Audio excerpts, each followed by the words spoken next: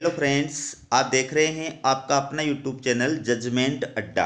और इस वीडियो में मैं आपके लिए लेकर आया हूं हाई कोर्ट और सुप्रीम कोर्ट की दो लेटेस्ट अपडेट जो आपके लिए जानना बहुत इम्पोर्टेंट है। तो अगर आप चैनल पर नए हैं तो चैनल को सब्सक्राइब जरूर कीजिएगा, क्योंकि हमारा चैनल नया है। आपका सपोर्ट जो है विशेष रूप से हमें चाहिए। तो चलिए वीडियो की शुरुआत करते हैं। सबसे पहली जो न्यूज है वो देखिए आप। शादी मानवीय स्वतंत्रता व जीवन के अधिकार का हिस्सा, कोर्ट।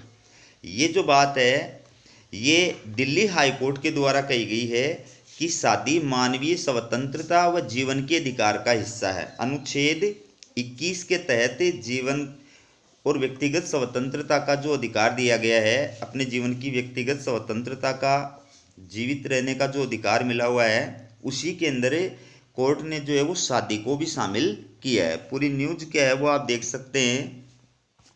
दिल्ली हाई कोर्ट ने कहा है कि विवाह का अधिकार मानवीय स्वतंत्रता और संविधान प्रदत्त जीवन के अधिकार का एक अभिन्न पहलू है, और जब दो वयस्क सहमति से विवाह करना चाहते हैं तो माता पिता, समाज या राज्य की ओर से शायद ही कोई बाधा हो सकती है।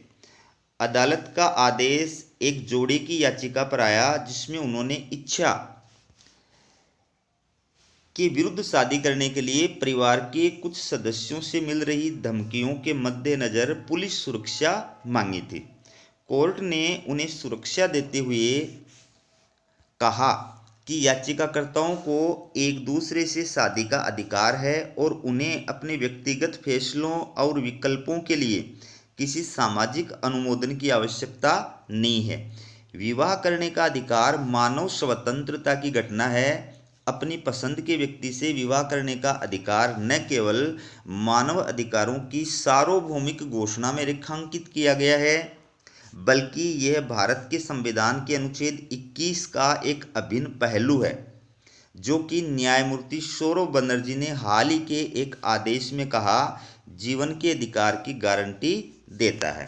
तो संविधान का अनुच्छेद 21 हमारा जो जीवन है उसका अधिकार हमें प्रदान करता है, और इसके साथ साथ में जो मानव अधिकारों की सार्वभौमिक घोषणा संयुक्त राष्ट्र संघ के द्वारा की गई है उसमें भी ये चीज़ कही गई है।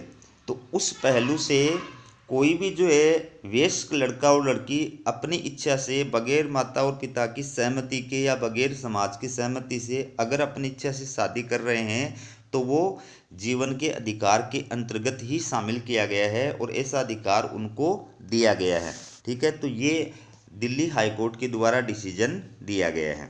आपको कैसा लगा कमेंट करके ज़रूर बताएं। दूसरी जो अपडेट है ये सुप्रीम कोर्ट से रिलेटेड है। ये आप देख सकते हैं, महिला अफसरों को कर्नल पद न देने का रुख मनमाना, सुप्रीम कोर्ट।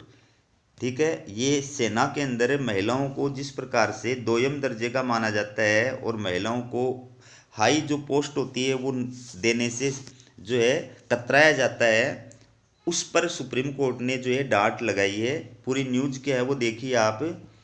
पदोन्नति के लिए 15 दिन में बैठक बुलाने का निर्देश। सुप्रीम कोर्ट ने कहा कि महिला अफसरों को कर्नल पद के लिए सूचीबद्ध न करने का सेना का रवैया मनमाना है। कोर्ट ने 15 दिन में पदोन्नति के लिए विशेष चयन बोर्ड की बैठक बुलाने का निर्देश दिया है। सीजीआई डीवाई चंद्रचूड़ की पीठ ने शुक्रवार को कहा, सेना का बर्ताव महिला अफसरों को न्याय दिलाने में नुकसान पहुंचाता है, जिन्होंने लंबी और कठिन लड़ाई के बाद ये अधिकार हासिल किया है। महिला अफसरों की गोपनीय रिपोर्ट के लिए अपनाई गई कट ऑफ प्रक्रिया सेना की नीतियों और कोर्ट के फैसलों के भी खिलाफ है। कोर्ट ने कहा, नीतियां स्पष्ट हैं कि 9 साल की नौकरी के बाद सभी सीआर रिपोर्ट की समीक्षा होनी है, जबकि इस मामले में इसे अपने हिसाब से तय किया गया। कोर्ट ने इस दलील को खारिज कर दिया कि इन अफसरों को पदोन्नति के लिए रिक्त पद नहीं थे। तो ये सेना की तरफ से बहाना बनाया गया कि जो महिला अफसर है उनको प्रमोट करने के लिए, ठीक है, और रिक्त पद नहीं थे, इस वजह से इनकी पदोन्नति जो है वो कर्नल के पद पर नहीं की गई। लेकिन ये सिर्फ बहाना था। सेना के अंदर भी किस प्रकार से महिलाओं के साथ पक्षपात और भेदभाव होता है उसका ये स्पष्ट उदाहरण है। और उसी के ऊपर जो है आज सुप्रीम कोर्ट ने ये जो है फटकार लगाई है। सुप्रीम कोर्ट के जो माननीय जज हैं सीजेआई डीवाई चंद्रचूड़, इनके कार्यकाल में मुझे लगता है कि बहुत सारे ऐसे डिसीजन आ रहे हैं जो देश और समाज की दशा और दिशा बदलने वाले हैं। तो आपको ये अपडेट कैसी लगी कमेंट करके ज़रूर बताइएगा। हमारा वीडियो देखने के लिए आप सभी अभ्यर्थियों का बहुत बहुत धन्यवाद।